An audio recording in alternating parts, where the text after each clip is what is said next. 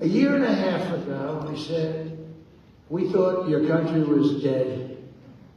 And now you have the hottest country anywhere in the world. We're the hottest country anywhere in the world right now. Nobody even close. I think you could say that, Mr. I mean, El Salvador is very hot, but I think you could say that.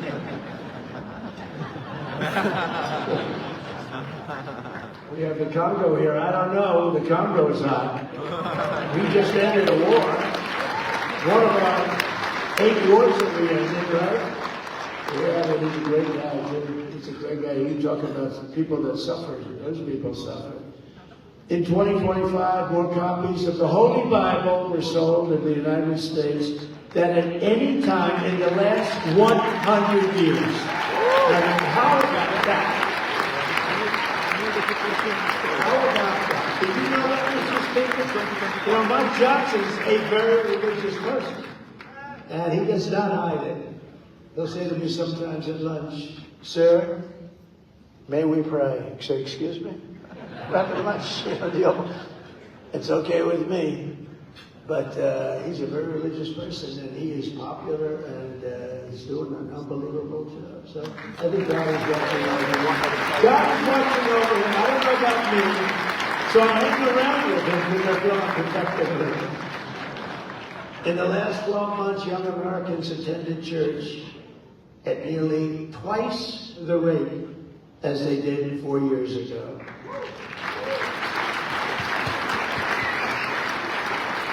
And many churches, you see the stats, I mean, people are talking about it. The radical left is not happy about it. Many Democrats are not happy about it.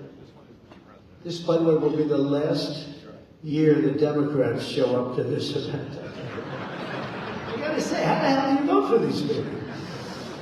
But some churches are seeing a 30%, 50%, or even 70% increase in the number of converts, and also the number of people going to church every week.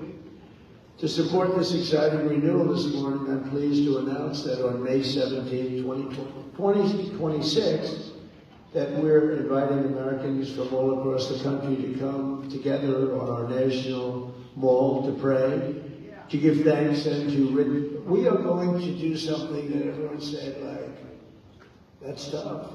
We're going to rededicate America as one nation under God. You know, a lot of people...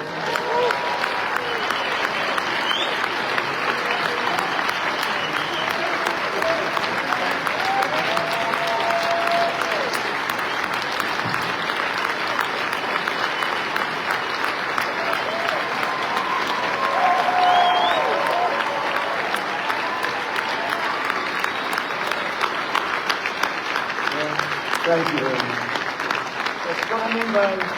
That's what I mean by the Spirit is so incredible to see it. I see it so much. You never see anything like it in 1 year. I thought it would take 2 years, 3 years, 4 years to do what we are. Well, we've done it in really 10 months. We're at 12, but now it's just getting to a level that we've never reached before as a country. But that includes religion. I mean, maybe that's part of the reason that we're doing so well. There's such great spirit. It's all spirit, and it includes religion. I've always said, you just can't have a great country if you don't have religion. You have to believe in something. You have to believe that what we're doing, there's a reason for it. There has to be a reason for it. We're all working and we're behaving. I mean, I behave because I'm afraid not to. Okay? I don't want to get in trouble.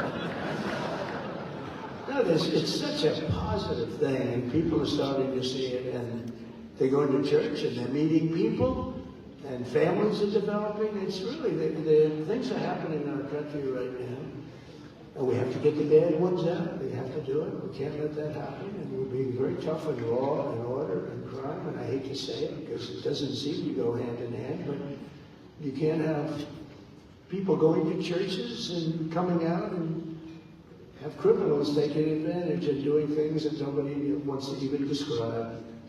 And that's not happening anymore. You know, Washington, D.C. is a very safe city now. When I took over, Washington, D.C. was a death trap. Many people were being killed. 2, 3 a week, they were being killed. Come in from Iowa to look at the Lincoln Memorial, Jefferson, George Washington, the monument, and they call the parents, I'm sorry, sir, your son has been killed. What? Your son has been killed.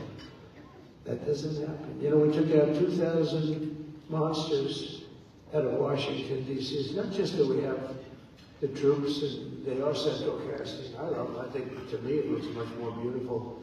You walk down the street, you have three guys that are 6'6" and angry-looking people, but they actually they're angry when they see criminals. That's something.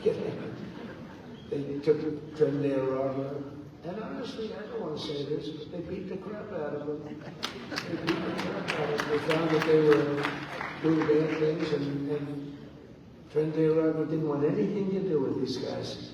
Then we put them in the paddy wagon, we took them back to where they came from, you know that.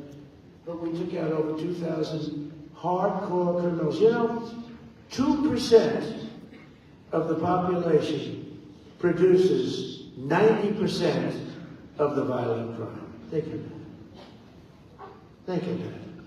And Washington now is a very safe place. I get it all the time. I go into the White House and people that work in the White House come up, sir, I want to thank you so much. Young woman, man. They say, I walked to work. I couldn't have walked to work. I wouldn't have even thought to work before. They walk to work. The place is booming. The restaurants are opening up. The restaurants were almost going to be all closed. They would have been all closed. You couldn't even go, even if you got there, the restaurant would be rocked with people sitting there. Hold up your hands, everybody.